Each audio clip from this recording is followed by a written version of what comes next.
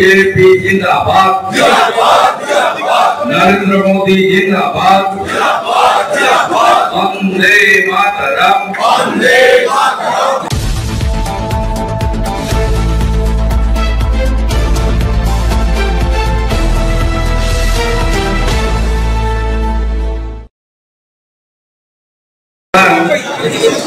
আমার অতি প্রিয়জন বা পরিচিত অমিয় রঞ্জন মাইতি, পঞ্চায়েত সদস্য অলোক যাদব, রামচন্দ্র কর প্রাক্তন পঞ্চায়েত সদস্য, কৃষ্ণগোপাল দাস কংগ্রেসের প্রার্থী গ্রামসভা, আশিস পন্ডা স্টিয়ারিং কমিটির মেম্বার, দেবব্রত দাস, অনুপম মাইতি তৃণমূলের বুথ সভাপতি, শ্যামসুন্দর দাস, আবাসচন্দ্র মাইতি, সত্যচন্দ্র, জিতেন্দু যাদব, সুখেন্দু দাস, মৃত্যুঞ্জয় রাউত, অজিত ভট্টাচার্য, কৃষ্ণপ্রসাদ পয়রা, অরুণ মাইতি, গৌতম পয়রা, সুশান্ত পটনায়ক, অভিজিৎ সাউ, অঞ্জল মাইতি, সত্যনারায়ণ সিংহ, নিতাই ধারা, বিজয় গিরি, রাজু মান্না, গীতাঞ্জলি বেরা, সুনীল রাউত, অনুপ রাউত, আভাস নায়ক, সুখেন বিশাল, অরূপ পাল, কৌশিক মাইতি, কৃষ্ণেন্দু মাইতি, সৌরভ সাউ,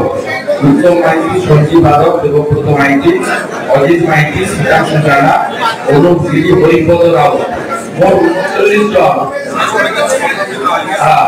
39 জন।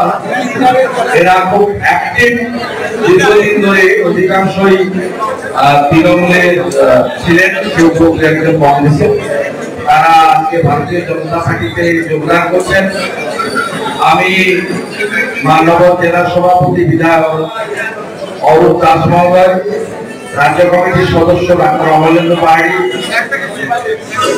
আমাদের তপন মাইতি, সোমনাথ রায়, বিধায়ক রবীন্দ্রনাথ মাইতি, বিধায়ক শান্তনু প্রামাণিক, প্রাক্তন বিধায়ক মনুষ্য মাইতি এবং প্রার্থী সৌমেন্দ্র অধিকারী, জেলার জিএস চন্দ্রশেখর মন্ডল।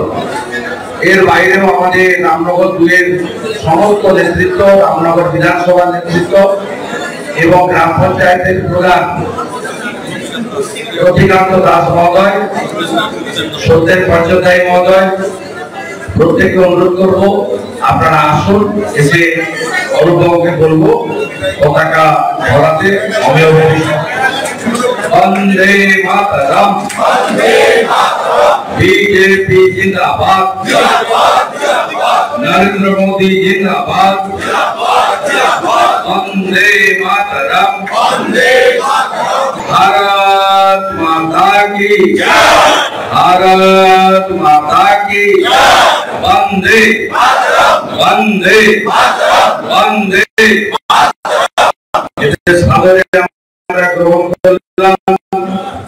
এর বাইরেও আরো অনেকগুলি আমাদের নেপাল, পান্থুই, কাদুয়া, মৈত্রা অঞ্চল, বাদলপুর অঞ্চল।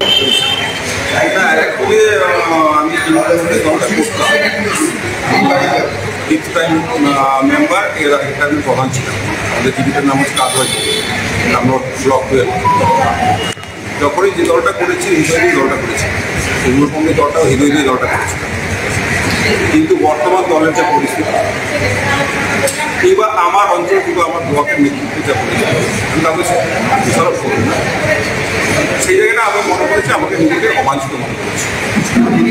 তার সঙ্গে সাথে আমাদের মাননীয় প্রধানমন্ত্রী নরেন্দ্র মোদীজি 10 বছরে চলার পর নিশ্চিতভাবে আমাদের দেশকে অনেকটা এগিয়ে নিয়ে এসেছি, সেইটার উপর বিশ্বাস রেখে এবং অবশ্যই বলবো আমার পাশে নিশ্চিতভাবে আমার বন্ধুবর চন্দ্রবাবু রয়েছেন, আমার বন্ধুবর অলকাত রয়েছেন, এক্স MLA গণসুজি রয়েছেন, সম্পর্ক আমার দিদি হন, আমার জেলা আমার পঞ্চায়েতের প্রধান অধিকান্ত বাবু রয়েছেন, অবশ্যই আমার শুভেন্দুবাবু, যার সঙ্গে আমার দীর্ঘদিনের পরিচিত, তিনিও যখন তৃণমূল কংগ্রেস করতেন তখন পরবর্তী দিকে তার সঙ্গে যোগাযোগ ছিল।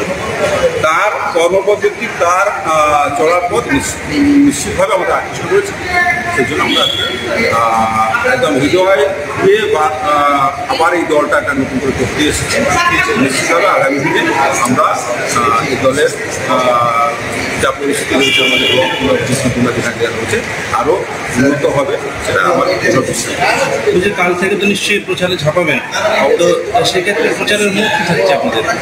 অবশ্যই প্রথম তো একটাই কথা, আমাদের মাননীয় প্রধানমন্ত্রী যে সার্বিক কাজকর্ম কিংবা আমাদের দেশকে একটা বিশ্বের দরবারে তুলে ধরার যে একটা প্রচেষ্টা এবং যেভাবে এগোচ্ছেন, সেটা আমরা অবশ্যই থাকি। তার ডেভেলপমেন্ট, তার আমাদের ভারতবর্ষে এগিয়ে চলা এবং সঙ্গে সঙ্গে এই গভর্নমেন্ট, আমাদের পশ্চিমবঙ্গে যে গভর্নমেন্ট রয়েছে, সেই গভর্নমেন্টে যেগুলো ড্রব্যাকগুলো নিশ্চিত আমাদের তুলে ধরতে হবে। সেটা আমাদের কাছে পরিষ্কার।